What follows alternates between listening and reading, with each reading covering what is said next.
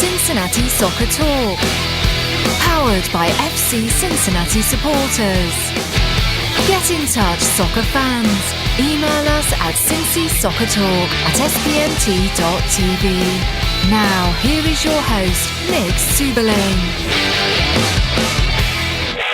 Hey, what's happening, Cincinnati Soccer Talkers? Welcome to another episode of Cincinnati Soccer Talk, a special edition. What would normally be our March to Matchday. This is kind of a filler because of the big game tonight against the Tampa Bay Rowdies, but we also need to do our best to recap and look ahead to, or not recap, really preview what's coming up this weekend against the Richmond Kickers. I am Subes, proud to be alongside my tag team partner for tonight's show, the one and only Bryan Weigel. Bryan, how are you? What's going on, man?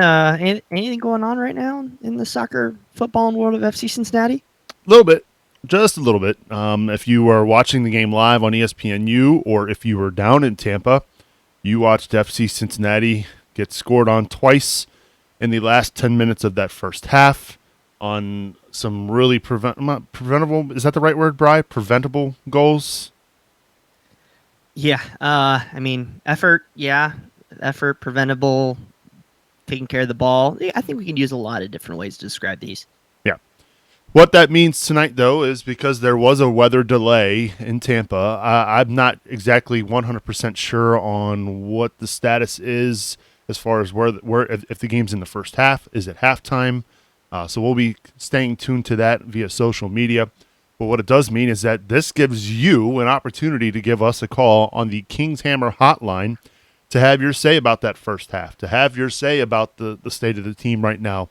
What are your feelings towards resting guys, rotating the squad? I mean, it's obviously a necessity because of the sheer amount of games in a small amount of time, Bri. But this is the perfect opportunity for fans of FC Cincinnati to give us a ring. Yeah, call in, vent, give us your thoughts. Let us know how good you think Koch put out of this lineup, how bad it is. I mean, whatever y'all want to do, this is your time to do it while we're live right here at what I'm going to say is halftime of this match. From what I hear, they will be adding whatever wasn't played in the first half onto the second half, but again, not official. Don't take my word as gospel on that.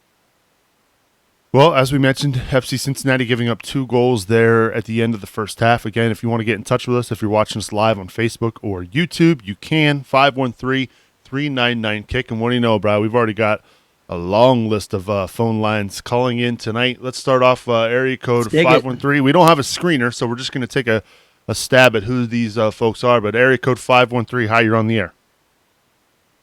Hey, y'all can hear me? Oh, hey, what's happening? It's our good buddy Bill. Hey, boys, it's your old friend Bill Grindesto calling y'all straight from watching this match. I gotta know. I just got to know. Y'all seeing what I'm seeing? You watching this? Y'all seeing what I'm seeing? Unfortunately, tell us what you're Bill. seeing, Bill. What are you seeing exactly? Like Bryce said, what are you seeing? Here's what I'm seeing. I'm seeing a Tampa Bay, St. Petersburg nonsense stadium with a bunch of boats in the background. And I don't know why there's so many boats in the background. If I owned a boat, I tell you what, I'd be out on the water right now. I don't know where those boat owners are. They certainly aren't sitting in the stands because ain't no one there tonight. Ain't no one giving a care about the Tampa Bay Rowdies, St. Pete Rowdies, whatever they are. And I'll tell you what, I got a big old problem with a man named Joe Cole, and he is dirtier than a businessman I know named Bill Edwards. You ever heard of him? I have heard of Joe Maybe Cole. once or twice. Yeah, a little bit. Yeah, just a bunch of nonsense. Joe Cole, no one cares about him. And I'm sitting up here at the Gilmore Bowling Lanes in Fairfield watching on my phone. Well, I'm not watching because I'm on the phone with you. But my ankle bracelet doesn't allow me to go down to the bars I want to go to anymore. And I can't get down to Ladder 19 to watch the Pride. I got kicked out of the Pride. Y'all hear about that? What? Breaking news. Yeah, I was kicked out of the Pride because I was sitting down there at Ladder 19 and had my good old scarf that said Lionhearted on it. Well, some ding old away supporter comes up, takes a Sharpie marker, and writes an F on it. It says Lion farted on it. So I take my beer bottle, I break it over the table, I hold it to his neck, and the Pride's like, oh, no, Bill, you can't be starting fights anymore. I don't know what the hell that's supposed to mean. So I talked to their leader. His name's Payne, more like pain in my ass, if you know what I'm saying. Oh, Anyways, goodness. I'm sitting here at the Gilmore Bowling Lanes in Fairfield, Ohio. I'm watching the game. I'm seeing him score 2 goals, and that stupid old Joe Cole. I don't care about that guy at all. I'm more concerned that Tampa Bay thinks they can get into the MLS. Well, I'll tell you what, boys, we're getting an MLS, and we're going to force it on Nippert Stadium. We're going to make them take it because I don't understand. Why can't Nippert Stadium be a good option? I think porta potties are just fine. I lived out of one for a while. Nothing wrong than having Nippert Stadium as an MLS venue, and if they don't like it, then we take our talents to the NASL with Paul Brown Stadium as a backup plan. What do y'all think about that? Oh my God, it's amazing. do you want to man. start, Bry? Not at all. Yeah. I'll tell you what, Bill. Next time we go to Nippert Stadium, the first beer's on me. How about that for all your great calls? Well, okay. Well, here's a problem. If we go to Nippert Stadium, Are you allowed my at Nippert ankle Stadium? That's the bracelet question. I'm allowed in certain sections. The ankle bracelet has a certain amount of range. I can sit in general admission. I can't get to the Bailey anymore. Also, apparently, I had to buy 2 tickets to the Bailey because I need one for me and one for my parole officer. So we just set it on general admission. That's where we sit. Hey, there's nothing wrong with GA, man. No, nothing wrong at all, except you're sitting with a bunch of casuals. Oh my God. No, I'm just kidding. Look. I think Nippert Stadium's a good venue. I think we should keep it. And I say if they don't say we can keep it, then we build in Newport. I'm starting a new hashtag. It's called hashtag Build It Here. Hashtag Build It Here, and Build It Here stands for Build It Here in Newport, Kentucky. Y'all understand what I'm saying? Oh my goodness. I think we get it, man. I'm all right. Long as we get it done. All right, look, y'all, I got to go. This is actually my sister's girlfriend's phone, so I got to get it back to her because we're running low on battery, and we still got a lot of songs to play on the jukebox by Leonard Skinner. So y'all have a good night. Thanks for doing a live show, and I'll tell you what, if y'all see Joe Cole, stab him for me. All right, Bill. Appreciate the call, buddy. All right, God bless. Take care. Hey, you know what? It's Amazing. a good night when we hear from our good friend Bill Grindesto. Oh, love My it. favorite. Yes, he's a good dude. Clearly a fan of FC Cincinnati, no question. Let's see here. Absolutely. We've got. Let's try this area code 513. Hi, who's this? This is Mike Hudson Sucks. Hey, stranger. How are you, my friend? Oh, I'm all right. I don't know what to say about tonight, man. We're getting manhandled. There are a few fouls we got away with. Like, clearly 100% got away with, and we're still behind 2 goals. I don't get it. That second goal that I'm pretty sure one of our center backs crossed in front of the guy and still didn't kick the ball out, didn't arrest him at all. So I'm just like, I have no idea how we are not at least tied against this team. Yeah, that was kind of unfortunate. You're right. Nico, he ran right in front of the guy, and the ball looked like it actually went right through his legs on that second goal. That was oh my God, really? Yeah, that was brutal. I didn't see any of the replays. I just rolled over and died of disgust. that's a Well, Brian. I mean, you're going to that hear that. right? You're going to hear that a lot tonight. People disgusted, Brian. Sure. Well, I think we've just kind of fallen asleep at the wheel a little bit on a couple of those instances, and we just need to do a little bit better on, focusing. There's going to be all these excuses. Of course, the broadcasters on ESPNU said that, it's different players and new combinations on the wings. I mean, even though that is the case, I mean, we still need to be better at some of these instances that we've seen. I mean, how many times have opponents dove to the end line and just cut it back on us, and we have no way to stop it? I mean, our midfielders don't recognize the runs. Our three, I guess in this instance, 2 of the center backs and Rafael Nico didn't know where one of the runners was coming in. We just got to be better there. And, I mean, there's really no excuses other than sides. I mean, you're professionals and you need to really know, you just need to recognize where these guys are coming from. So extremely disappointed as well. But that being said, I still think that there's a shot with our club bringing on some guys, making things difficult for Tampa Bay. Because, I mean, yeah, we weren't fantastic offensively, but you saw some of the runs Kadeem was making, and there was space if we just are quick enough to see it and run at the back 4. I mean, there's 3 of the guys on the back 4 are inexperienced, and we should be able to take advantage of it. Wait, I looked at the lineup before the game that FC Cincinnati tweeted out. Looks like we're running a 3-4-2-1. Not even a four-man back line, and one of those three is a guy named Halfhill that I've never even heard of. I don't know, does that make me a bad fan? I've literally never heard of the guy. No, I mean, he has started one other game this year. Correct me if I'm wrong, Bri. Yeah, he has versus Rochester. Yeah, I mean, he's definitely one of the newer guys on the squad. So there is a little bit of I guess you can say an experience factor there. But if anything, he's the most fresh out of that back three because he hasn't played. Yeah, that's true. All right, Mike. You got anything else you want to add tonight? I just hope that. I just hope we come home angry and give Rochester hell on Sunday. 3-4 goals. Richmond. You mean Richmond? Yeah, we'll give Richmond hell. Yeah, exactly. Richmond? Yes. Oh wait. Richmond is terrible. Rochester's not, right? Right. I am. Yeah, I'm sorry. It's one of those cities that begins with an R. Give me a break. We knew what you meant. At least I didn't think it was Pittsburgh. Yeah, Thanks for calling, buddy. Thanks for calling.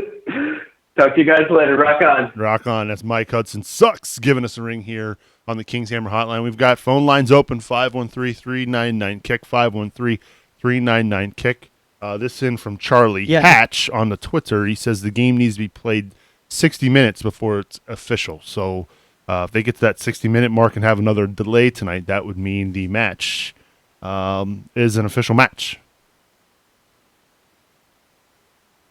Well, it's at least better for us. I mean, I still think they're going to end up playing this thing the 90, full 90. I mean, you know how weather can be in Florida where just things pop up and, 20 minutes later they're gone. So to me, there's no doubt we'll get this 90 unless something just crazy pops up here.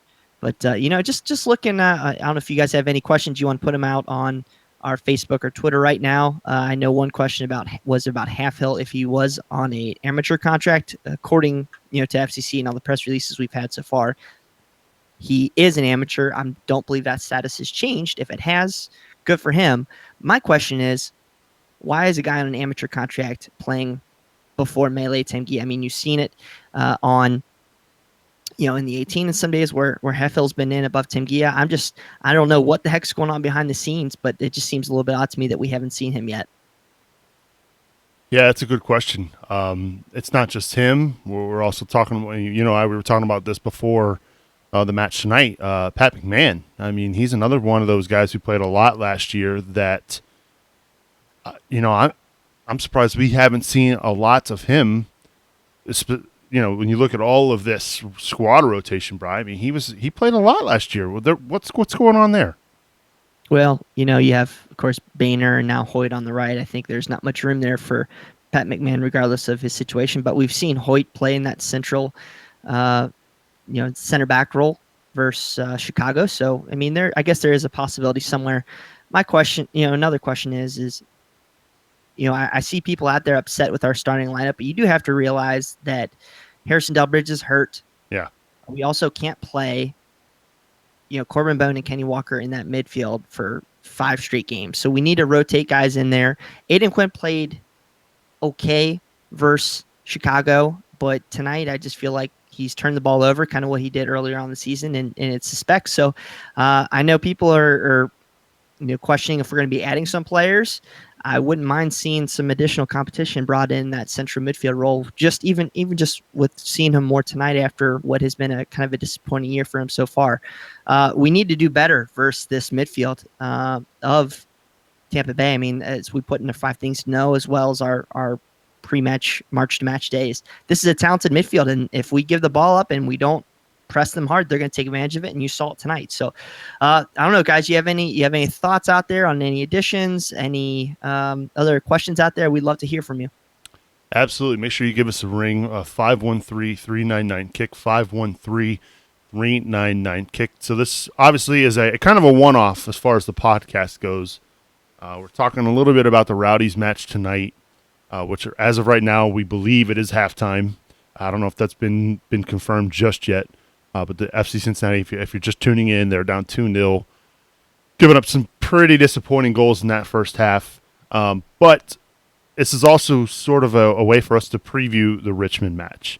And this is something that Bryan does usually with the March to Matchday podcast as kind of a supplement to our normal podcast every Tuesday night. So this gives us a chance to go a little bit more in depth on the Richmond Kickers. But of course, we'll still take your phone calls. If you've got things you want to vent about after that first half performance, please feel free to give us a ring, or you can comment on Facebook or on YouTube. You can also send us an email, feedback at CincinnatiSoccerTalk.com. You would think I'd have my email address right. Feedback at CincinnatiSoccerTalk.com. You can also hit us up on Twitter as well at Cincy Soccer Talk. So, Bryan, while we wait for some more phone callers, why don't you dive into Richmond a little bit closer? This is a team that perennially is usually a playoff team in the Eastern Conference, but they've come on some hard times here this season, currently sitting 14th out of 15th in the Eastern Conference. Yeah, as what you said, this perennial playoff team. I think they had like 15 straight years as a professional franchise where they made the playoffs. I believe I heard that this week. So where they are right now on 12 points through 16 matches, that's extremely difficult. And they do have a former face in Evan Lee, and they can scrap out matches. They do have 6 draws on the year and 2 wins. So they are able to make things a little bit difficult for teams, but they just don't have that scoring threat. Their best offensive player, Alhaji Kamara, is gone now. I believe he returned back on loan. So he's in Saudi Arabia or somewhere in the Middle East now. And so they're really fighting to see who's gonna score for them. I mean, you're not going to win many games scoring 10 goals on the season. So pretty difficult there for them. This is a home game. Yes, it's a couple days before a big U.S. Open Cup match. Do I think we're going to see a bunch of backups in this match? Maybe not, but I mean, I think from what I'm hearing, FC Cincinnati is really going to try to have Delbridge back for that game, especially if we lose tonight. I think they're going to need to grab all 3 points versus Richmond. If they drop, if anything but a win is extremely disappointing if that would be for this match. I don't know if you guys have any questions out there for me, but I'd be more than happy to answer them for you, even if it's about tonight's game. We do have a caller. If they've got a question sure. for you. Let's see. Ahead. Let's go to the phones. The King's Hammer hotline, area code 513. Hi, who's this? Hey, how's it going? It's Jeremy Miller over here at the stadium in Tampa. Hey, Jeremy. Hey, all right. You're down in Florida. So explain, what's the weather situation like down there? Well, it stopped raining down here. We're at I'm standing out here in the our supporters section, and they've got everybody rounded up under the concourse right now because it's still lightning and thunder. So. Have they given you guys any kind of indication on how long it'll be before they get back to play? They had somebody talking over the speaker in the concourse, but it is really loud under there. Couldn't hear anything that he said. I don't think they are. I can still see lightning flashing off the clouds. As to how far away it is, I don't know. But it's definitely hopping down under the concourse right now. All right, well, Jeremy, I don't know if you can hear me or not, so what are your thoughts on that first half? Yeah, I can. Well, definitely definitely disappointing first half. So the both of those goals go in with poor defending. So definitely frustrating to see from here. They have obviously their equivalent of the Bailey over here. Yeah. Just hopping up and down and going mad for those. So. Well, I mean, yeah, obviously, I think, Bryan, you would agree with that poor defending. But I'm just glad you're safe down there and all that crazy weather. We know how it is in Florida, those pop-up storms anytime. Is it hot? Yeah, I mean, that's probably a stupid question. Florida in the summer, hot, but like, is it muggy hot like Cincinnati, or is it, tolerable? Oh, it's right now after that downpour. I mean, it was already humid, but I mean it's 100% humidity, and hopefully once the game gets going, we can get a breeze in here because it is very hard to. It's definitely going to affect the players. Yeah. I mean, I'm sure the Florida natives are used to it, but for especially our team who's not used to playing in humidity like this, the rain cooled it off a little bit, but it definitely upped the humidity more. Well, you could definitely tell that they were really chasing that water break around the 30th minute, and even in the last couple of minutes right before the goal, even Josu, who hadn't played in the previous match, he looked a little bit tired. Wiedemann looked like he lost a step, and we were taking advantage of in that midfield. So I agree. I mean, it's tough to play in these conditions, but at the end of the day, they're professionals, and they just have to do better. Well, I absolutely agree. How many folks are you down there with, Jeremy? Definitely. It was really easy to tell at the Orlando game because there were only like 8 other people there besides our fans anyways. But I would say, well, we've pretty much filled up our little section, which has got to be about 40 people, maybe 50, and there's some other ones scattered around. So we're definitely over 50 for this match. So we beat out. We got more people here than we had in Orlando. Well, that's good. And I know, Bryan, you heard the fans on the TV. I heard it. Yeah, absolutely. You guys were great down there. Yeah, we're making a noise and trying to keep the guys in it. Well, you keep cheering loud, and we're looking forward to hearing you here in the second half. All right, Jeremy, thanks for calling us. Have a good one. That's Jeremy, actually live on the scene down at Owl Lane Stadium, giving us a ring here on a special edition of Cincinnati Soccer Talk. It's halftime right now. FC Cincinnati down 2-0 to the Tampa Bay Rowdies. Before we spoke with Jeremy, we did have a couple of comments or thoughts on Richmond. There's actually we got a lot of questions on Twitter. I don't know if you had a chance to see these, Bri. Yeah. We got this from Kate. She says, "Why no Jimmy? Rotation? ? Think we will see him in the second half." And I think you could because, I think you at least need to make it competitive. It might even be, let's see how we do the first 15 or 20 minutes with the current guys before we just pack it up and rest for Sunday and the Open Cup on Wednesday, because, of course, that'll be a day shorter turnaround than normal. So, I think it's possible. We need to at least go out and get a goal before I guess we would even throw those guys in. I mean, Brad made a really good point in his match prediction that this isn't a bad game to just decide if we get down just to mail it in, because it's a tough place to play anyway, and you're going to really exert a lot of energy trying to get that result back. So I could absolutely see that as an option. I think the disappointing thing about that, though, Bri, is the fact that they didn't get 3 points in Orlando in a match we all agree was winnable and should have been won. They also are taking on a Tampa team that is they had winless in 7, and so this was the team right, and they were missing 4 key players to their squad, whether it be for injury or international call-up. So this was a Tampa team that was ripe for the picking, and here we are down two goals at halftime. Well, if they're right for the picking, then, wouldn't it have made sense to add some of our main guys? I know they came off a difficult match in Orlando, but wouldn't it have made more sense to start GB up top? It looks like we're trying to play the crosses in a little bit.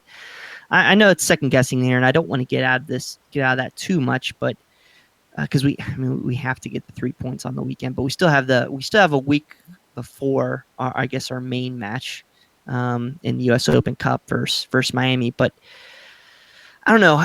The thing is, it's still tough to evaluate. I see another question on here about are we a top 4 squad? How many times have we seen our full 11 out there yet? Our full main starting 11 out there yet as a complete unit. You haven't even really seen it in the Open Cup yet. Yeah. So it's tough to draw. I know I touched on about a bunch of things there, but We just got to come out with a fire a little bit more, not take what we or not just take them running at us right now. So one of the beauties of doing this live is every so often you make a mistake and you throw up a slide that you shouldn't. And so What'd you do? I accidentally had to slide up the set on the phone, Jeff Birding. So now when I go to Facebook to share this thing, that's what it says. So Jeff Birding's probably thinking, what? So no, Jeff Birding is not live on the phone. Hopefully that image changes quickly. But again, we've got phone lines open. Give us a ring on the King's Hammer hotline, 513-399-KICK. We've got about, last I checked, about 30 people watching on Facebook. So don't be shy. Okay. This is your chance to vent, right? I mean, I just did it again. Oh my gosh. I've got to just delete that I'm deleting that hot amateur. So I know. It's like I've never done this before. Again. So let's dive into this real quick.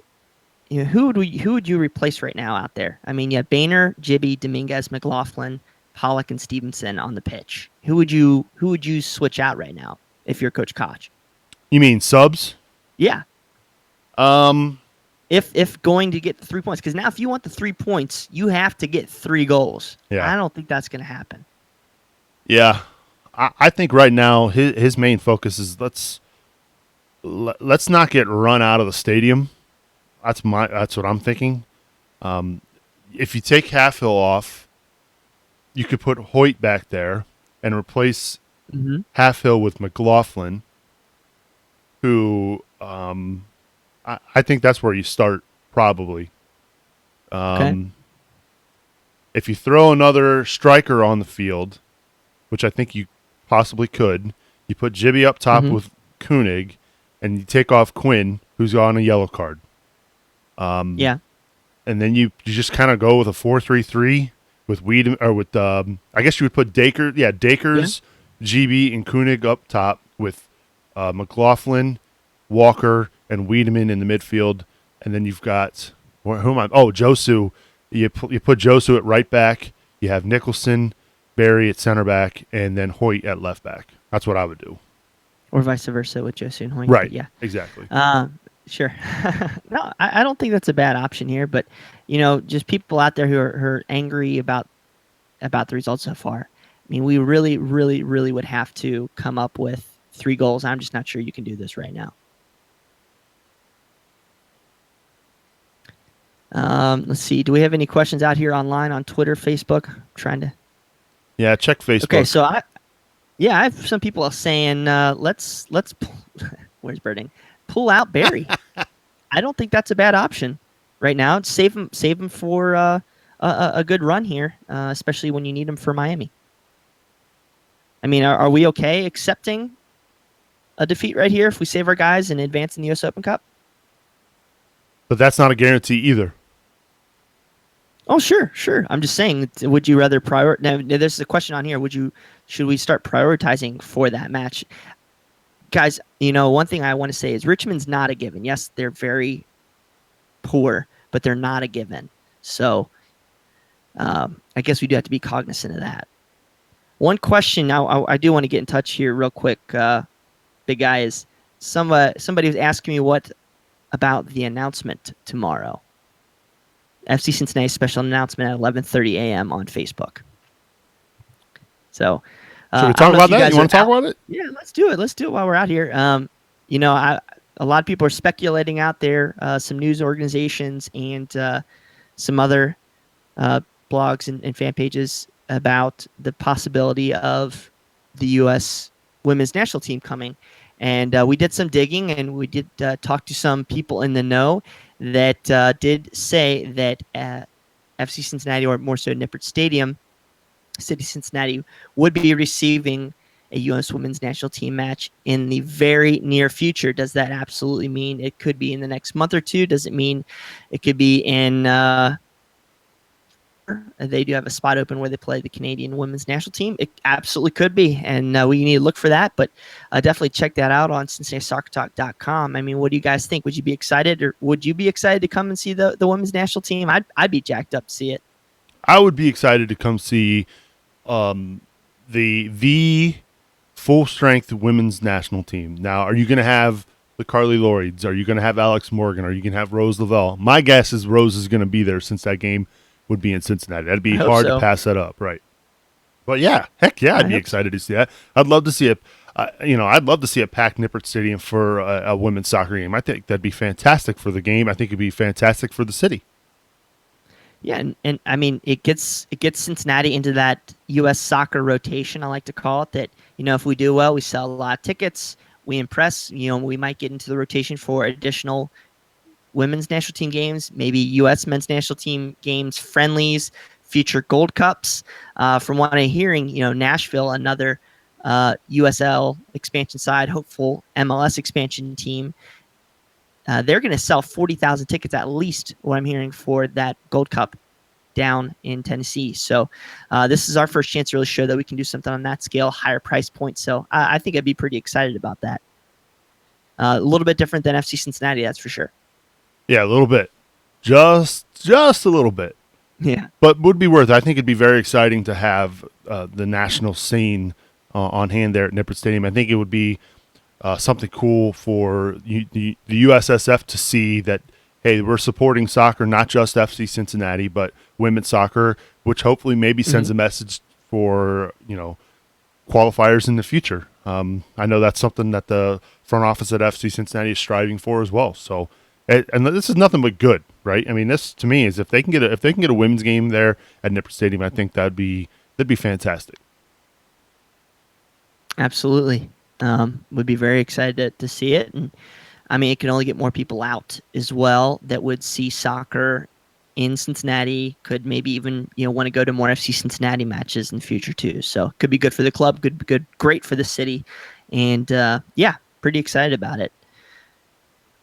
We've got phone lines open again. If you want to give us a ring, 513-399-KICK. The King's Hammer hotline is waiting for your call. As far as we know, they are still in a weather delay down at Al Lang Stadium at Tampa.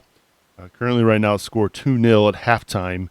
FC Cincinnati on the wrong end of that 2-0 score line against the Tampa Bay Rowdies. So, again, we'll continue to take your questions on social media.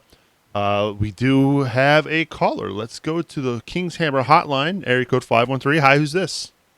Nope, looks like we lost him. Whoever that was, give us a ring back. 513-399-KICK. As soon as I hit the talk button, they dropped off. So, Oh, no. let's see here. Calling back? Nope, not yet. So, something came I have across a my question Twitter, here on but go ahead. I have something on Twitter here from Garrett Milliken that says, it seems like on the road we always play down to our competition. Thoughts? I definitely think that we play differently in front of the away crowd versus being jacked up and having a lot of passion in Cincinnati. I definitely think you can see that there. Tonight, I want to say we're playing down to Tampa because I think Tampa is a very good team. They just fallen on hard times and had a lot of changes in personnel over the past couple weeks. I just think we're getting beat and beat mentally, of course, on the scoreline as well. But we just need to be better in that midfield. And I don't know what you guys' thoughts are, and I hate banging on some of our players. I just don't feel like Aiden Quinn personally is getting it done. I feel that combination of Halfhill and Nico looks a little disjointed. Of course, on that second goal, Halfhill's a little bit out in no man's land, and even Barry was at one point suspect on Joe Cole's goal. So very disappointing. Let us know your thoughts out there. Got a couple comments on the YouTube feed. This from Connor Paquette says nothing. This is in response to should we go all in for the win tonight? Nothing to lose now. Might as well go all in. Quinn and Halfhill out for GB and McLaughlin. Pollock might not hurt for Josu, who's been struggling. And then he says, this lack of offense is becoming a serious issue. I'd love to see a regular offensive triangle led by GB and Jimmy, backed up by center midfield Wiedemann. Lack of consistency is killing our chemistry. And then this from Evan like Berryman. that, actually. I think consistency is killing our chemistry. That's a great point. And then Evan Berryman, he says, what do you think about Dominguez? Is he in your first team? And this is a guy we saw play against the Chicago Fire. I personally thought Dominguez played a really good game against the Fire. There are others who think otherwise, but Do you think he should possibly get some more minutes in this first team? If you've seen any of my writing out there, fans, you know I'm part of that Marco Dominguez fan club. So I do. I just think, I think he's a young guy. I think Coach Koch is a little hesitant in this match. I'm sure he was probably looking for Quinn to maybe try and spring some attack moving forward, and he just hasn't been able to do that, whereas Dominguez is going to try to lock that midfield down, I think, a little bit more so than Quinn might. But, yeah, I mean, to me, there's no reason just personally why Dominguez can't be playing over Quinn in some instances because, I mean, he works hard. He makes good plays. I mean, he came on that Columbus game on the last couple minutes and made some things happen offensively. So, yeah, I do think he should be a person that's considered more. All right, I think we've got our caller back. Let's go back to the Kings Hammer hotline, area code 513. Hi, who's this? Wow, that's twice now. I go to them and they have disappeared. Interesting. Being shy tonight, maybe. Again, phone number 513-399-KICK. Not sure what's happening there. Let's see. I'm not seeing anything else. Even 700 has those. Yeah, we're here like the big guys are, the big dogs. We're trying. The banana phone, somebody called it, the old Reds, Marty Brennan. That's right. Banana phone, ring, ring, ring, banana phone. So this tweet just came from FC Cincinnati. It says we're still on the weather delay and no update on a restart time yet. Oh. So this might be a wee hours kind of affair for FC Cincinnati.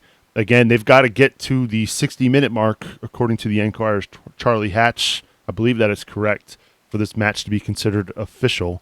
So if they can't finish it tonight, I'd imagine it'll get rescheduled for later in the summer. Can you believe it? They're going to add another match to this already crowded schedule for FC Cincinnati. So that is still to be determined. That is way, way, way, way down the line. There's a chance that this game could get finished tonight. It's still early enough in the night. But again, you don't want guys sitting for a long period of time, whether it's an hour or 2 hours, and then have to get them warmed back up to go back out on the field. Then my guess is Coach Koch would want to avoid that if at all possible. Sure. Now let's get to a different topic here, man. Is who has played well for FC Cincinnati tonight? I felt that Dakers is hustling. Almost had a goal. He almost had that out of nothing. Goal. Yeah, out of nothing. Absolutely. So yeah, that is. These guys impressed. I think Wiedemann's done okay. I don't think he's been exceptional, but I feel like some chances have been generated by him. What's your thoughts on Koenig so far? Well, I think he's not getting service, which is tough. I thought there was a chance there. Josu had a really nice cross there in the first half. It was sniffed out by Tampa, but had that defender not been there, Koenig was cutting across the face of goal there. He might have had a tap in.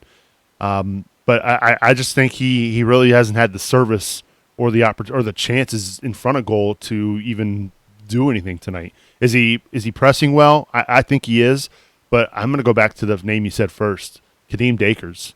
Although he had a really good chance early on a left-footed shot that he probably should have buried, but then he worked hard to close down on that defender. On that he was trying to clear it out. It deflected off of Dakers' foot. Nearly had a goal if Matt Pickens for Tampa wasn't paying attention in goal. Could easily have been 1-0 at that point. He's easily been the most what's the word I'm looking for here?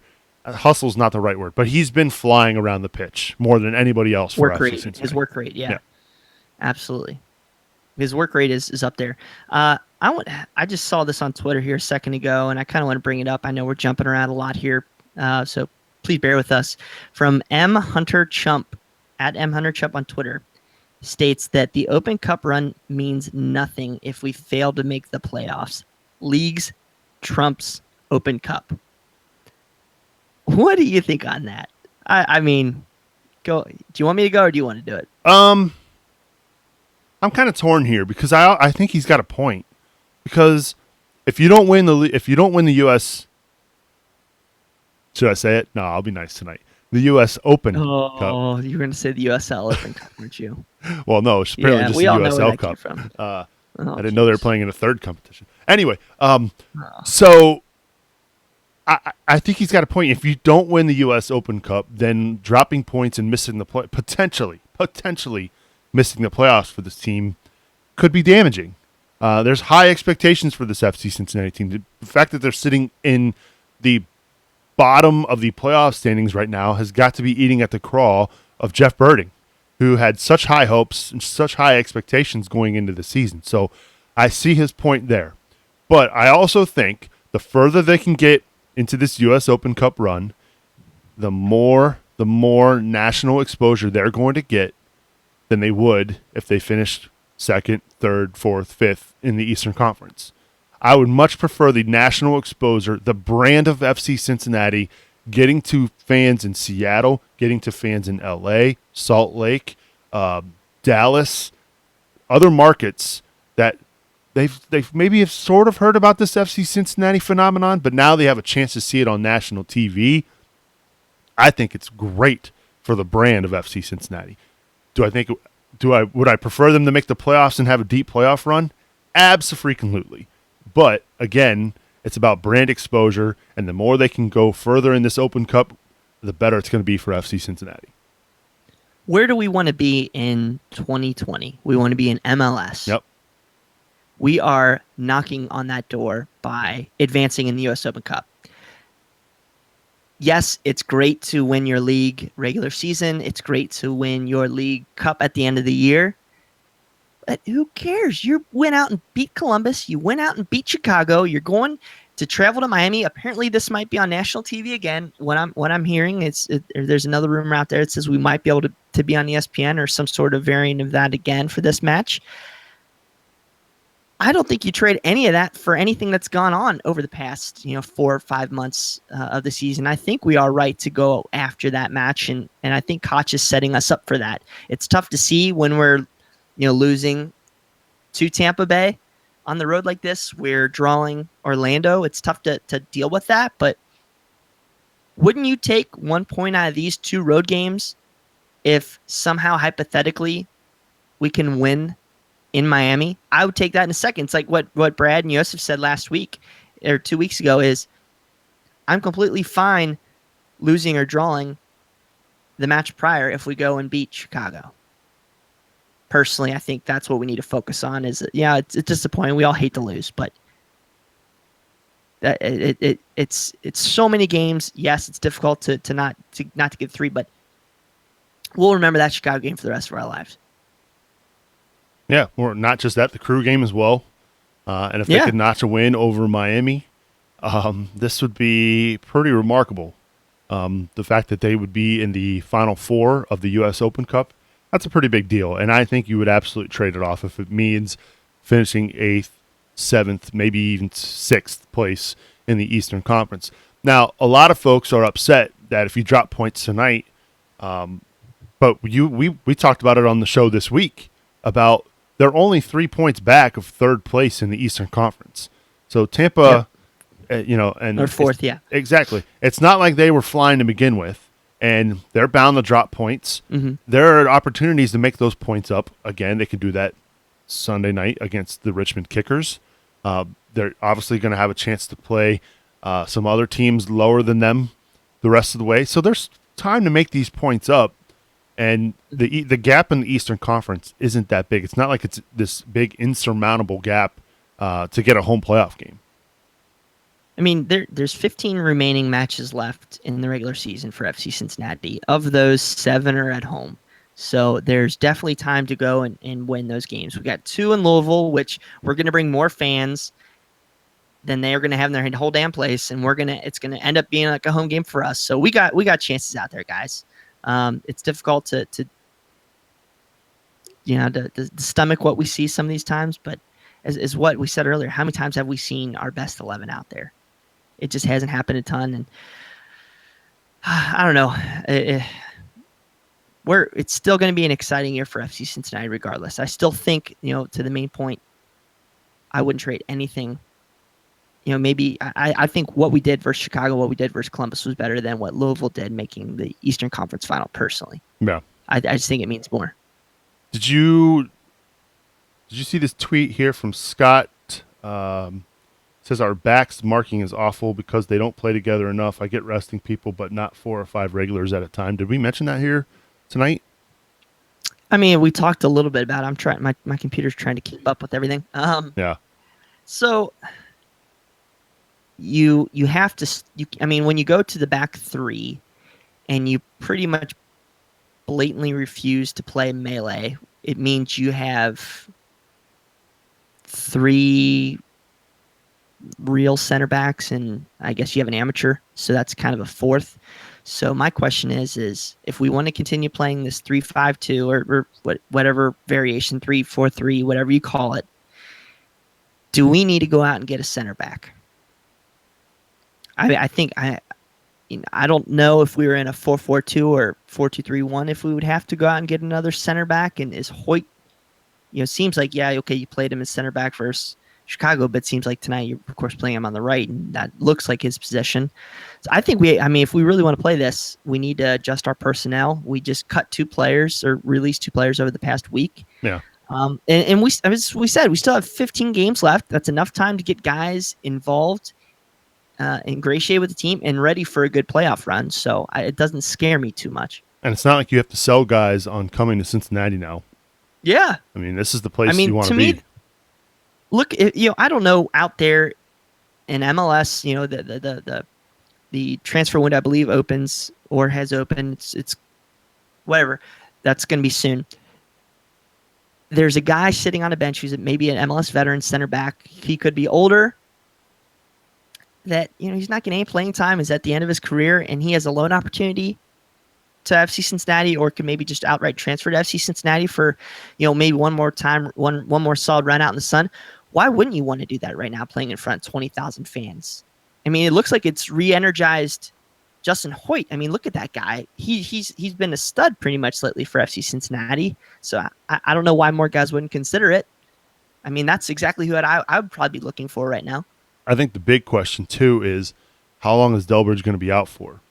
Because groin injuries aren't something that happen and heal quickly, and you also don't want to throw him out there, and if you get him out there and he's playing before he should be, he re-injures it, and now you lose him for any kind of Open Cup run.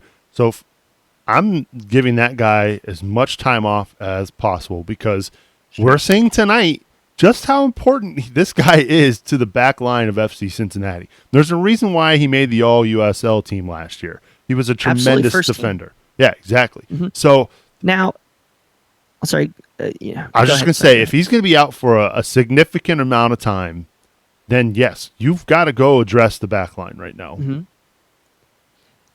And to address something else out there, we were questioning about it on Twitter today, is if any people we bring in would be eligible for U.S. Open Cup. I read the U.S. Open Cup rulebook. Believe me, it's not the most clear thing in the whole world, but it seems to me that if the guy hasn't played for any other team eligible or during Cup play, and he was at least added to the roster the day before by 2 p.m., he's eligible for that next day. Now, of course, you only can play 5 international players in a lineup or in your 18, so that could absolutely matter when you talk about, a GB, a Danny, Harrison, Hoyt, Josu. Now you're talking about, okay, who do we want to take off if somehow they would bring in somebody that's in that instance. So, but this is somebody that hypothetically could come in and play versus Miami now. Do you want to? Okay. Yeah. But it is a possibility. So to answer your question about the U.S. Open Cup run versus a playoff run, we got this tweet from Brad. He says, I would take a semis U.S. Open Cup over a deep playoff run in USL. No question. If I had to trade, I'd take missing playoffs to get to the semis. So he's willing to give up the playoffs altogether just to get to the Final Four of the U.S. Open Cup. Man, I would trade, a deep playoff run over what we have achieved already. So, yeah, is it kind of whatever floats your boat there. But, advancing to this next match versus Miami has jeopardized a couple, games for FC Cincinnati. I'm just looking at the schedule right now, as you've seen. It put us in a bind between our time versus St. Louis, Orlando, Tampa Bay, of course, Richmond coming up here. So it has made league play significantly more difficult for FC Cincinnati. There's no doubt. But, I mean, to me, there's just no way I'd trade what we've done. All right. Before we go to the King's Hammer hotline, it looks like we may have an update. Right now, this is coming from Tana Weingartner from WVXU down in Cincinnati. She says they appear to be squeegeeing the field at the moment, and the aim is to play at 10:30. 10:30, so in 27 minutes. So stay tuned. We'll continue to update you on the progress of that if you're watching us live here on Facebook or YouTube. Thank you for tuning in tonight. We appreciate you.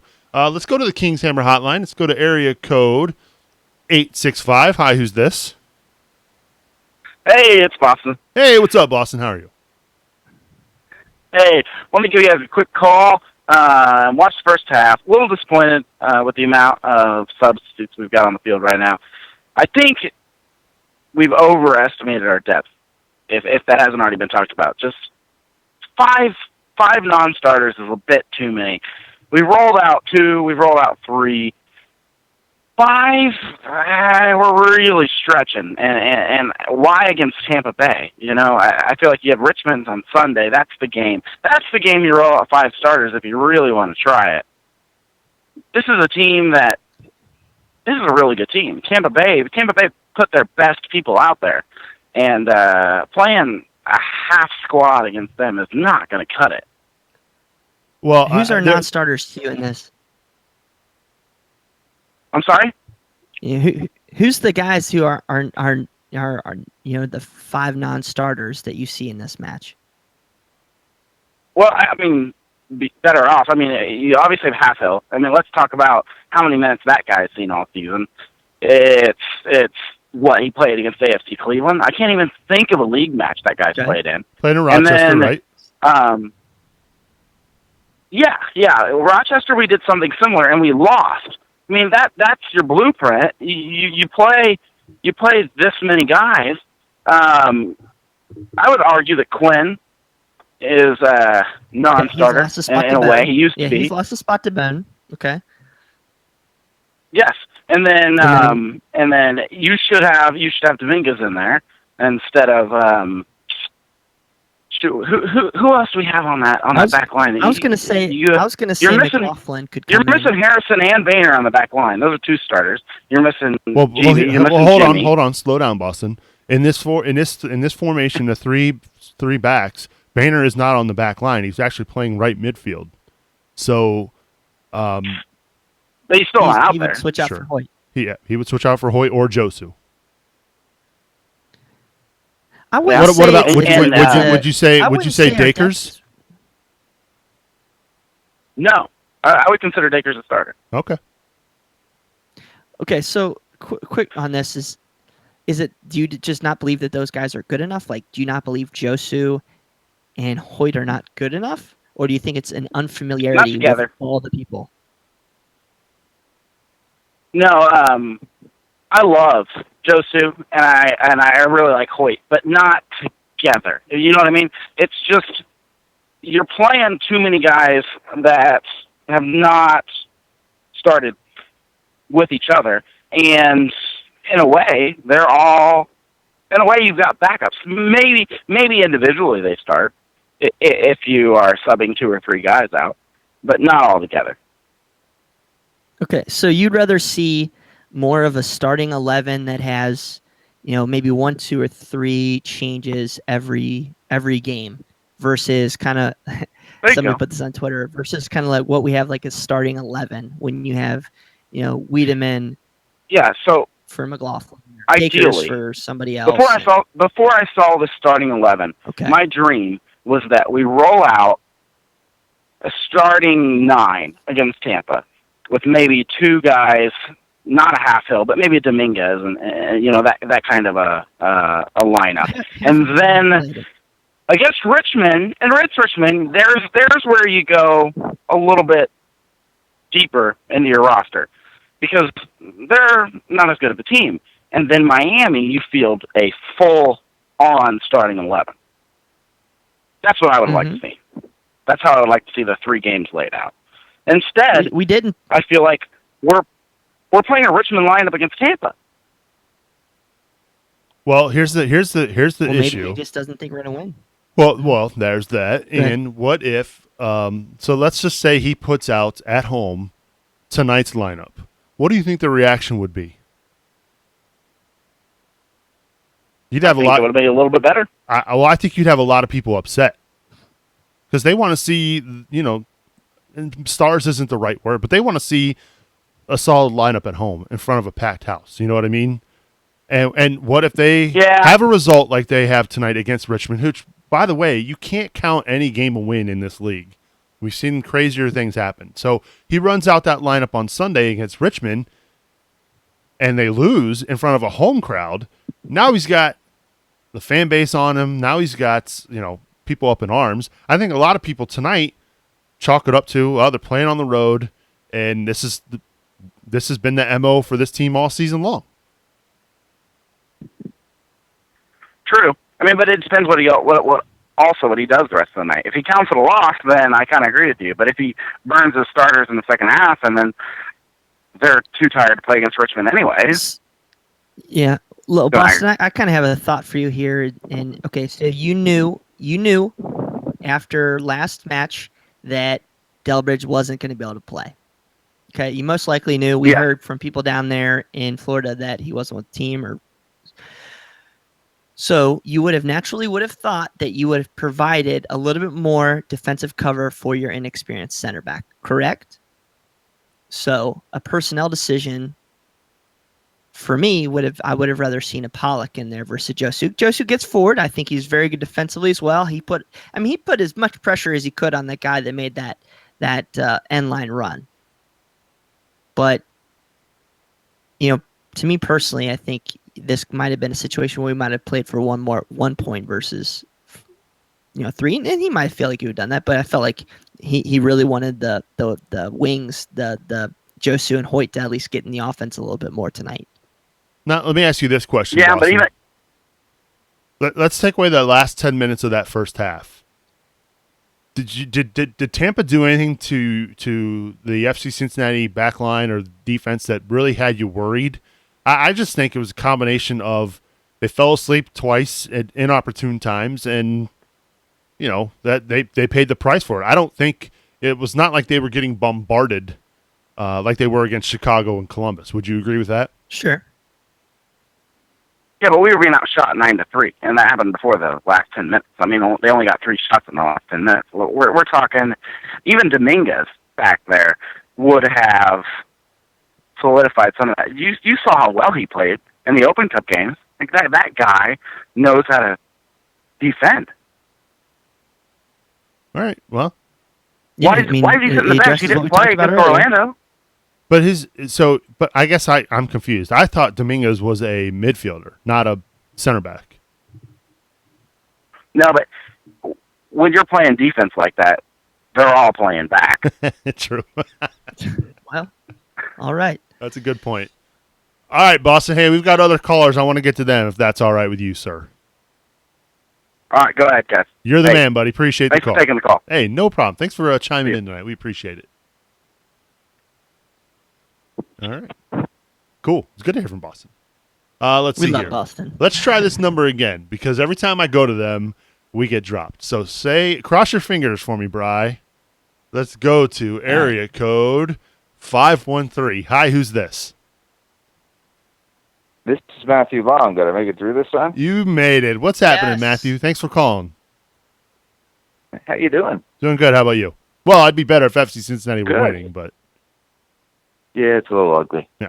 What's on your mind tonight, Matthew? Everybody's talking about two things. One, everybody's talking about a consistent team. We're playing 7 matches in 21 days. Coach can't get a consistent team out there for us, no matter what he does. Right. You look at the whole month of August, we only have 4 matches in the entire month. Sure. I mean, we're going to have nights where all he can go ahead and do is play the rest of the players that we normally don't see because you're playing in, this is going to be 3 out of 4 games in the heat in Florida. All he can do is go ahead and put out the other players, and we really had bad 10 minutes in the first half, and it's like we're already planning to jump into Tampa Bay right about now. Good point. Well, you had that's to an play. excellent You point. had to play.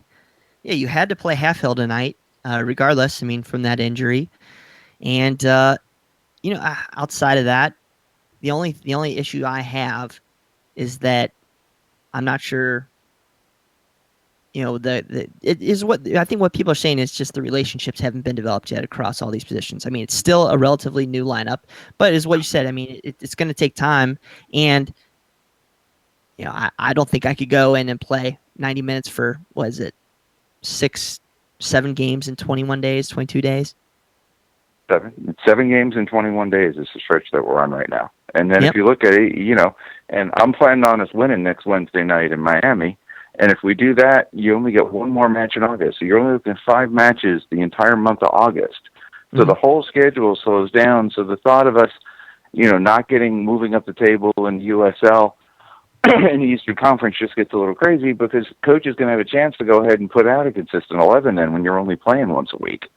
They'll be able Sure. to get what we're looking for, but there's just way too many matches that we're dealing with right now. And let's face it, we've all loved the Crew. We've all loved the Fire. They've been wonderful nights. Let's hope we get another one against either New York or New England. But, I mean, it's just a case, we're a victim of our own success, and not to think it's been a successful season. It's just kind of crazy right about now. Yeah. You sound kind of like me that would absolutely take the success versus anything that we lose in the back end. Oh, without a doubt. I mean, I still think we're going to make a playoff run. Now, maybe we won't get a home match. I still think we do. We 3 or 4 points short of right now getting a home playoff match? It's something like that. It's not much more than that, I think, right now. I think we still get a home playoff 6, match. I think, after tonight. Yeah, it'll be 6 after tonight if they don't come back and get a result. Right, and we've played just about half the schedule, Yep, right? exactly. We're 17 games now. So, I mean, we've still got 15 matches to go to make up a couple of points, especially once we're not playing matches twice a week, every week. I think we're going to be a lot better, a much, much better club. You sound like a smart man, Absolutely. Matthew. Hey, I'm trying. Hey, and one other thing, if we can tell your listeners, there are some of us going down to Miami. If they want to jump on board, there's a Facebook page out there, FC Cincinnati supporters going to Miami next week. Just jump on that Facebook page. There's a group of us put that together. So we can all try and hook up and get all our stuff together for next Wednesday night to rep the club well. Well, I'll tell you what, the guys tonight down in Tampa have done us proud. Hopefully you're just as loud as they were tonight. Hey, we're sitting there trying, we're taking notes, man. We were trying to try and get better there. Good stuff. Matt, appreciate the call, man. Take care. We've got all kinds of phone lines blowing up now. We've got a couple folks calling from, let's go with 859. Hi, who's this? You're on the King's Hammer hotline. It's Daniel, you guys. What's up? Hey, what's up, Daniel? How are you? Hey, good. Hey, Subs, I like the license plate you picked out today. Thanks, man. I'm pretty proud of it, of course. I have to bow down to my co-host tonight, Bryan Weigel. He's the leader when it comes to license plates surrounding FC Cincinnati. But no, I was pretty pumped today. I was at work and I saw the announcement that they were putting out the FC Cincinnati license plates, and we had kind of known that was kind of coming down the pipeline. So the only thing I was disappointed with, Daniel, is that I literally renewed my tags last week. So is that the timing couldn't have been worse, but that's fine. It's not that big a deal. I'd gladly get my vanity plates. For those who didn't see it on social media, I got PODCST. So really, it's supposed to be, referencing it's the Cincinnati Soccer Talk podcast, but it actually looks like the word podcast spelled out. So pretty proud of that. So, yeah. But I'm not worried at all. Think about it. We got to calm down. We're going to have a great season. How many times we're going to make the playoffs? Let's look at it this way. You've made it this far in the cup matches. You've made it this far. You're going to make it into the playoffs. I don't see us losing the rest of the way out and the rest of the season. Who do we have that's really tough the rest of the season? Come on. Richmond, we got the Harrisburg. Harrisburg's not that great. The only team that I'm always worried about is the Rowdies, New York, and us, or the other teams that I'm worried about towards the end of the season. You have to worry about getting points out of those teams if we play those teams. Still got to go to Louisville. That's how I look at it. Still got to go to Louisville. Yeah, but Louisville, God, Yeah, but you know what? We can make the Louisville cry like we always do, and go down there and show them we have more fans, and then make them feel even bad, and watch them shake hands with how awful that handshake was after the Louisville loss in the cup matches. That's what I feel is going to happen again. Did you guys see that handshake? Oh yeah. Or was I the only one that saw it? No, we all I saw laughed so hard at that. And I think we'll go down and show Louisville off again. GB will put we all need to put our fangs back in and show DB didn't bite the player. Come on, Louisville's the other team we have to worry about. And you know me well enough. You're gonna see me at every home game, and I'm gonna be rooting them on. But the thing is you gotta give some people a break. Come on. It's time for us to take back, maybe lose 3 points, but we'll gain 3 points on Sunday. I will be there Sunday. You know where to find me. But the thing is we will gain those 3 points back on Sunday. I like it, Daniel. We lose tonight. If we lose tonight, I like it. Hey, I got a quick question before we move on. You excited about Lukaku to United? Oh, come on. I don't. Yes, you know that. You know me well enough. Stop complaining over there, Bryan. I know that, and we're gonna have. Hey, I'm more excited about the U.S. game and the women's game. And Bryan and I already went back and forth. I had to go buy my outlaw thing for yesterday. Thank you, Bryan, for the today while I was at work. I got to give you a thank you as well, giving us a shout out on the Mo Egger show, man. That was awesome. Yes, good job, man. Oh, and I gave you another shout out. You didn't hear that after the game on the other game, the next night, after the Fire game. I gave you guys a shout out. Oh, I missed it. You missed it. It was on who's the guy on at night, the redheaded guy? Rocky Boyman, the football player, former. Then I gave you guys a shout out on Rocky Boyman because he doesn't know crap about soccer, and I laughed so hard when he was like, "That's my boy." I don't know. I said, and I told you what I said to him. I said, "You better. We won't talk crap about soccer to you because you don't know what you're talking about. I'll go over and listen to the Soccer Talk guys. We'll all talk about it when you can't find us on the internet. You know where to find us on YouTube and things like that. You won't bring this show on to the regular media, so we have to do it our own selves and produce it ourselves. Next time you call in, you should ask Rocky Boyman how many GCL championships he won there at St. X, and I'll just leave it at that. Oh no! And I was going to ask him. So how's those? How did those lovely? How was backing up Peyton Manning all those years and things like that? And I would give him crap about all those times. So. All right. Well, Daniel, we appreciate the call, man. You're welcome. Talk to you guys later. That's Daniel giving us. You know, Nick. Yeah. The travesty on the night really is that Kool and the Gang isn't performing. Tampa. Did they cancel the show? Sorry. They did cancel it. Darn! Even more reason to tune into us, right? They still got paid. Yeah, they did. Yosef's giving me grief in our Slack group right now. Maybe it's because I ripped on St. X. All right, let's go back to the phones. The King's Hammer hotline is waiting for another caller from area code 859. Hi, who's this? Hey, it's Cody. Hey, what's up, Cody? How are you? Oh, doing all right. It is glad it's not raining like it is here, like it is down there. Right. Up here. We did have a little bit of that earlier today. Sure. But I'm actually one of the guys that runs the subreddit. There. Awesome. I just want to stop in and say hi. This is you probably know me as Hispanic at the Disco. So just want to say thanks for all the work you guys do. It's always great to listen to you guys every single week. Multiple times a week now has been great. Just had a quick question, completely unrelated to soccer. That way we can get away from it and hopefully we can start soon, I think. They said 10:30, didn't they? That's what we heard. I don't know if there's been any updates since. Oh, boy. All right. So, first, unrelated, I had this argument with a friend. Is a hot dog considered a sandwich? Would you consider a cheese coney a sandwich?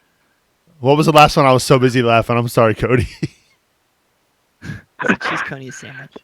A cheese coney, would you consider that a sandwich as well? Wow. Completely different kind of animal, but it's still very similar. Oh, boy. Wow, you've kind of stumped me here. I would say a hot dog. Ooh, I don't want to offend anybody, but I'm gonna say it's not. I'm gonna say it's not a sandwich. What would you say, Bri? Anything that requires a sauce, like to go over it, has to not be considered a quote unquote sandwich. I'm sure you could call it a bunch of different things. I don't know. What if it's just a plain hot dog on a bun? Is that you a put sandwich? mayonnaise on a sandwich, don't you? That's a sauce. I don't know. I'd say it's a sandwich, and no one ever agrees with me, but it's okay. Well, you know what we can agree on is it's a cheese coney's heaven, and that's all that matters. And it's God's working every day in Cincinnati. Well, so I think obviously. we can all agree on that. Brian's doing his best to get goes flipped without off saying. through the camera right now because he knows that I cannot have Skyline on a regular basis, and that is so frustrating to me. So it makes you feel any better? I haven't had I've been to Skyline like once a week, every week, and I haven't had cheese on anything. So, but officially passed the 25-pound loss marker today. So we all good there. Congratulations. Fantastic. That's awesome, dude. My wife appreciates it. All right, well, I'll stop taking up your time and wasting your airwaves. But it was good talking to you. I just wanted to say hi and thank you all for everything. And we'll see you on the subreddit. I know you guys hang out a lot, and it's always good to hear from you. Thanks for calling, Cody. Don't be a stranger, and thank you for the kind words. We appreciate it, buddy. No problem. See ya. It's Cody giving us a ring on the King's Hammer hotline. We've got phone lines open. Whew. I can't believe we've actually been doing this now for just a little over an hour, Bri. The phones I love it, man. Yeah, it's great. There's a ton of people watching, which is pretty good still. I thought y'all would dip out by now. So we appreciate y'all doing this. I mean, Should we do some shout-outs? I mean, if you got some, I do. I'm going to give a shout-out to friend of the show, Patty. Patty knows who's what's up. Patty Wells. We appreciate her. She's commenting live on YouTube. Got to give a shout-out to Zach Pasquini, Darren Hertenstein. We mentioned Connor Paquette earlier. Let's see here. Eric Turner. Yep, Eric Turner. I'm just looking at the YouTube. I haven't had a chance to pull up the Facebook, but I'd imagine there's quite a bit there. Angela Bailey says it's a hot dog, so she doesn't really answer the question, but thank you for at least tuning in there. Mike Berryman Ministry, you said that. Susie Langan, your mom was watching. Yeah, this is pretty cool to see everybody tuning in tonight. Yeah. So Tim Harris, he chimes in, if Delbridge is out, Hoyt should definitely be in the back three. I think hindsight might be 20/20 on that one tonight. Halfhill not having the best half in orange and blue. How much are we going to laugh if they do come back and at least draw this game? I'm not saying they can't. I'm not saying that at all. I just I guess I was just disappointed at the end of the half. That was hard to watch. Yeah. Oh yeah, I mean, especially that last goal, because I felt like we had some chances in there to at least score. So, yeah. I don't know if you guys have any other questions. I mean, please feel free to call in, or we can wrap this up. It's really up to you guys. If you want us to keep tying up your Thursday night, it's 10:30 out on the East Coast, so it's going to be a late night in Tampa if they stay there. I do want to give a huge shout out to every single person that's at that game in orange and blue. I mean, it's a stupid big crowd, and I think it's amazing how well we traveled. I heard it's going to be great things coming to Miami. My boy Ethan and boy Chris are down there, so glad you guys are there. I mean, just seeing a ton of people. Do have to point out, though, Jared Hendricks looks a little disappointed in the photo, and I'm sure if you go on to social media, you can see some pretty interesting pictures. So, yeah. I'm laughing because I've just seen this tweet from Bryan Schlantz. He said, well, this E60 story just got really emotional. Clearly, that's what they're airing on ESPNU instead of the USL Game of the Week. Yeah. That's pretty funny. Yeah. Want to give a shout out to all our new people. If you're following us for the first time, we try to do this show every Tuesday Night Live, and we also have, as I said, March to Matchday, which traditionally will drop a day or two before each match.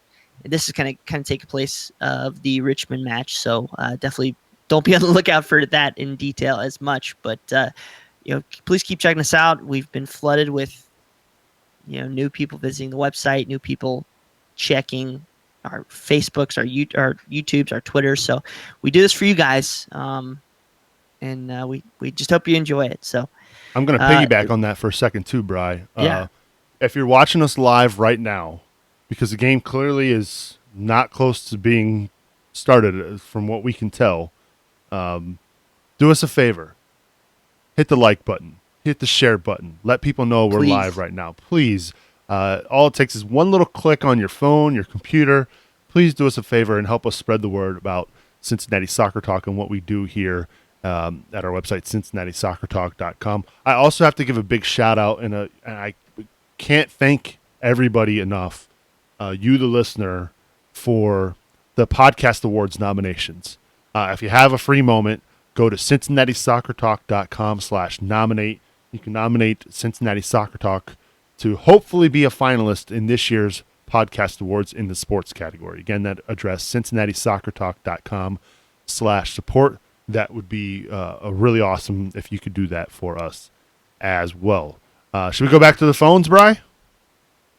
If they're open, yeah. All right, we've got phone lines open here on the King's Hammer hotline. Let's go to area code 513. Hi, who's this?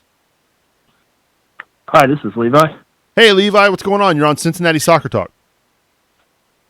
Hey, I wanted to talk about, what do you think the announcement is going to be tomorrow regarding Cincinnati, FC Cincinnati, and women's soccer with Rose Lavelle? Well, Bri, you want to kind of chime in on that one? Well, yeah. Well, according to several sources I've contacted that are, I don't want to give too much away, but are very, very, very good people that would be in the know in this situation. Of course, every journalist, whatever, says that.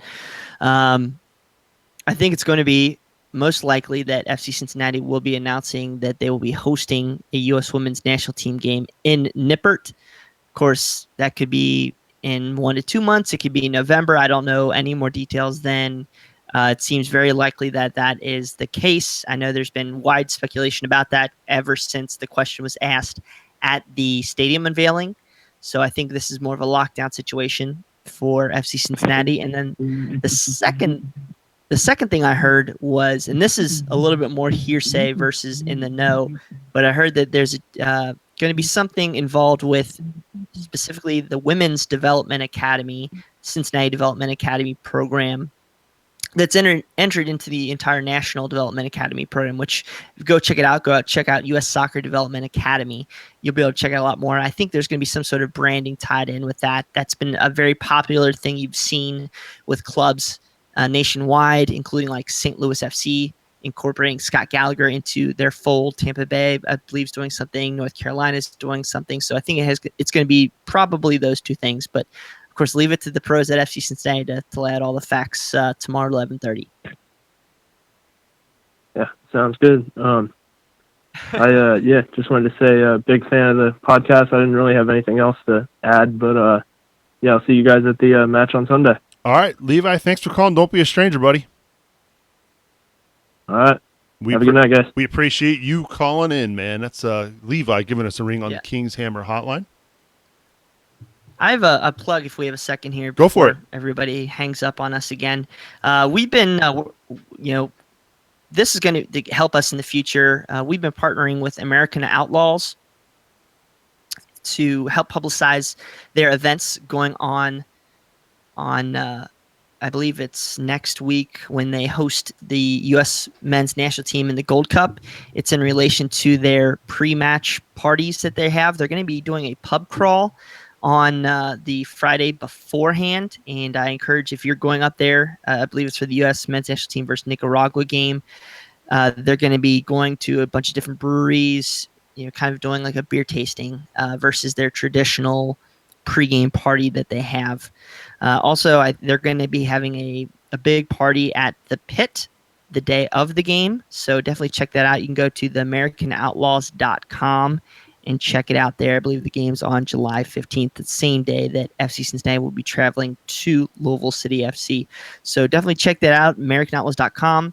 Remember, if we support them, they're going to come here and support us if we do host the women's national team. So definitely reach out there if you're going and partake in those festivities.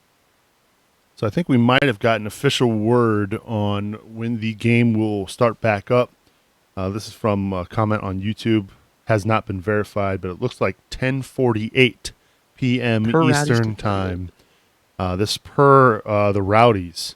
So we will see that is about 16 minutes from now. So I do see it on Twitter right now. Tampa Bay Rowdies. When we resume the first half, of course, now they are going to resume the first half. They will resume the first half. We'll play the 3 minutes to finish the first half, then take a 1 minute water break. Then they will immediately roll into the second half. It said players will take the field at 10:38 for a 10-minute warm-up.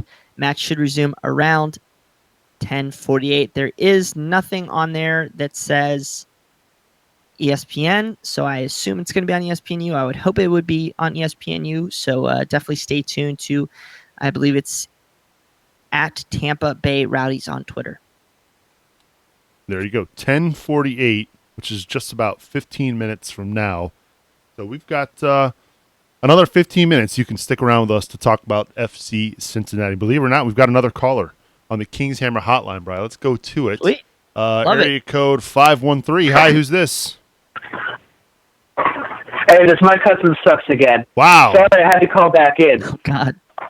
What's up, Mike? I know, I love you guys too hard.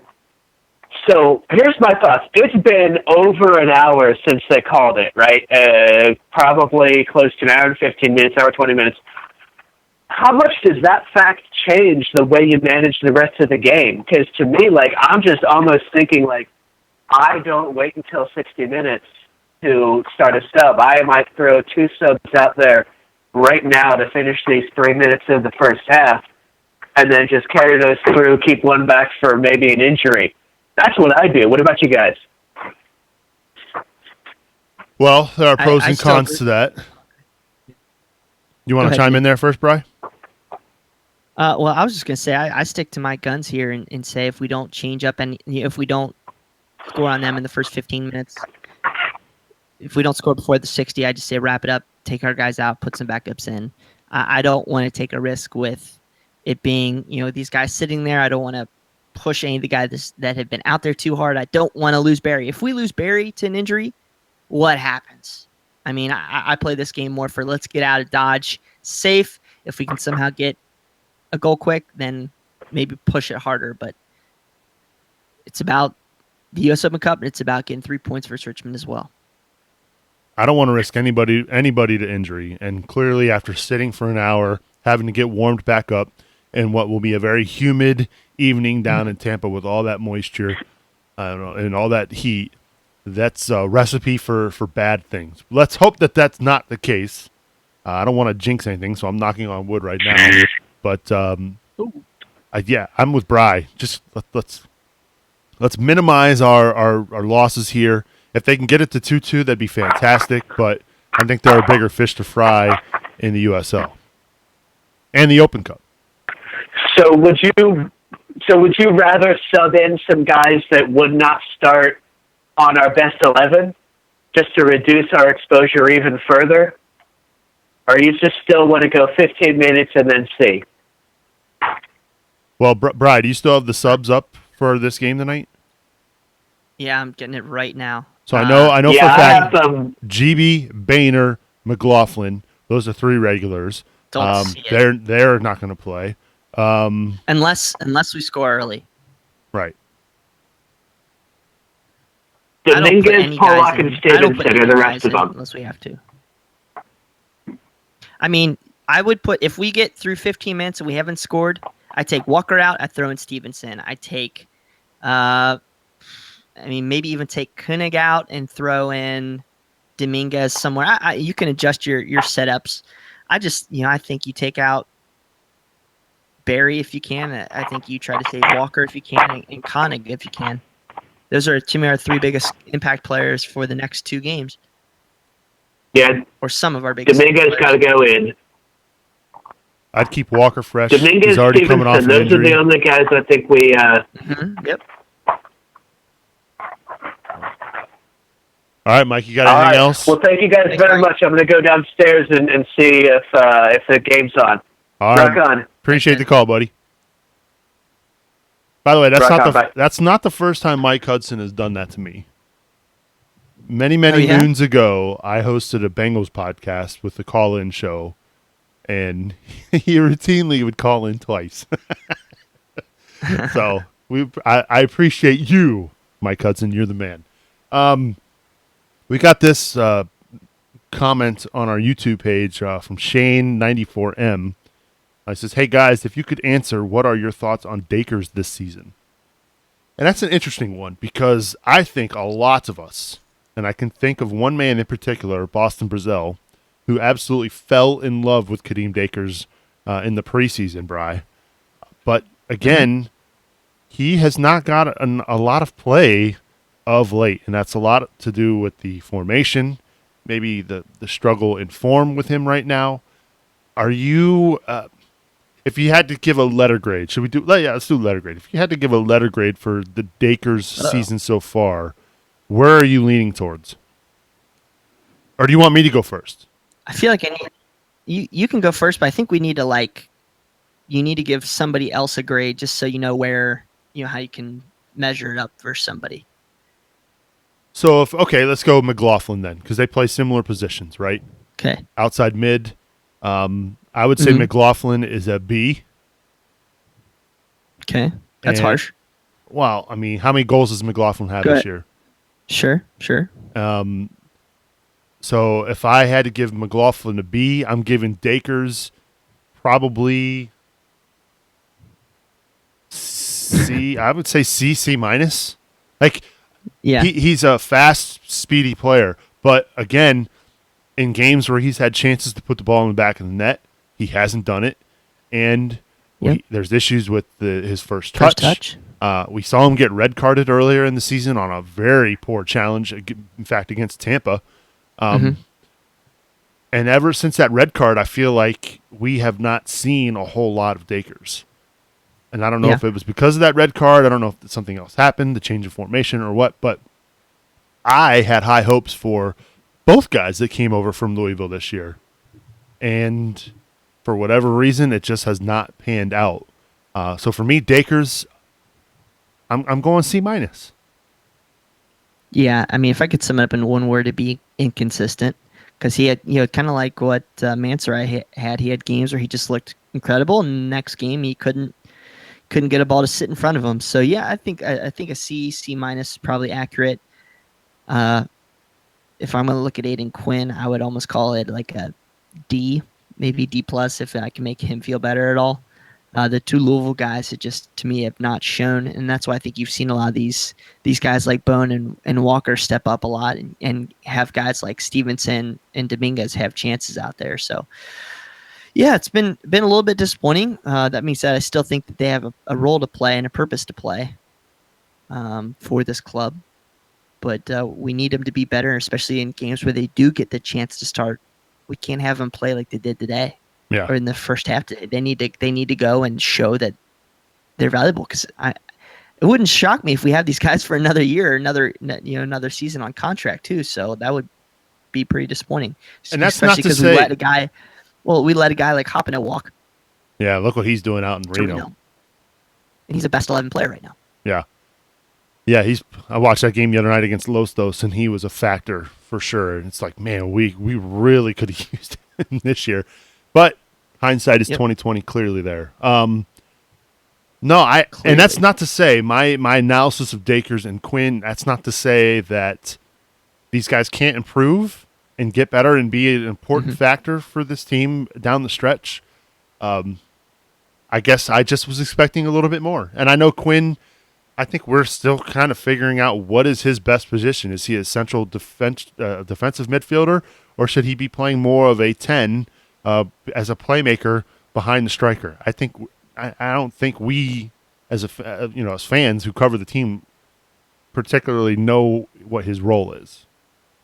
Yeah, that's a good point, and something that we've said all year. But it's been defined by coach saying he's the defensive midfielder. So yeah, that's a whole nother question. We can walk down another match, but I think Coach Koch should receive the benefit of the doubt right now for most people, because look what he's done. So we're gonna take games like this if we're gonna take lumps like this if we continue to have so many games on top of one another.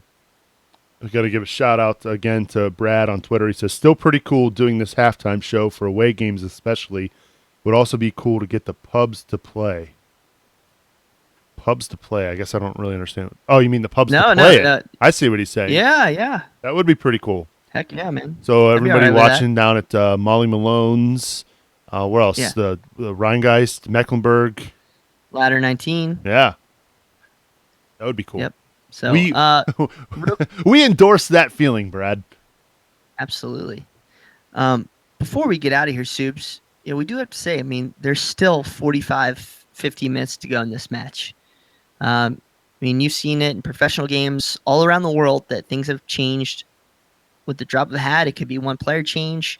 It could be just guys refocusing, going out there. And you never know. We might laugh at this tomorrow. But, as of right now, it looks like something's going to have to change if we hope to get any points out of this match. So maybe it's a case of pull on. Yeah. Oh, sorry. Go ahead. I was just saying, maybe it's a case of Tampa Bay. They've been sitting there for an hour thinking they've got this match won. Sure. They're probably thinking, they're just going after seeing the lineup that came out in the first at the beginning of the game, they're thinking, they're chalking this up to either points dropped tonight, and maybe they catch them off guard and sneak if they get a goal early, it's game on. But they got to get a goal early, and we got to change the midfield a little bit. We got to one thing we put in the 5 things to know is we got to knock some people around and take advantage of Tampa. I mean, the thing that blows my mind, Nick, is that we haven't really had a great result versus anybody, a good league result. Right. Versus anybody of real quality, top 4 teams. Okay, we drew Charleston at home. We drew Louisville City at home. Did beat them in the Open Cup, but yeah. Okay, so that's fine. League play. Right. We drew Tampa Bay. We need to win some of these games. We drew Charlotte. We need to win some of these games because we're going to have to win them if we want to get in USL playoffs. Or advance in USL playoffs. We're going to have to win these things. So, do I think we see a completely different result if Corbin Bone and Kenny Walker in the midfield? Perhaps. Now, of course, Bone was susceptible to that goal on Saturday versus Orlando. So, yeah. Well, the good news is it sounds like the players are out on the field for warm-up, so that is promising. I think that means we need to wrap things up again. Sounds good. My voice is starting to hurt. Big thanks to everybody, you who are listening, for tuning in live. Of course, this is going to go out in podcast format, so if you're listening to us on Friday or over the weekend, thank you for downloading the show. We appreciate it. Thank you for everybody who shared the show and liked it tonight. Got to give a shout-out to the voice of FC Cincinnati, Tom Galerter. He gave us a like and a share tonight, so thank you, Tom, for that. We appreciate you, and that just means we need to get you back on the show here real soon. Thank you to you, Bryan, as well, for letting me be a part of your March to Match Day. You do a fabulous job with that show every week, and I thank you for all those efforts.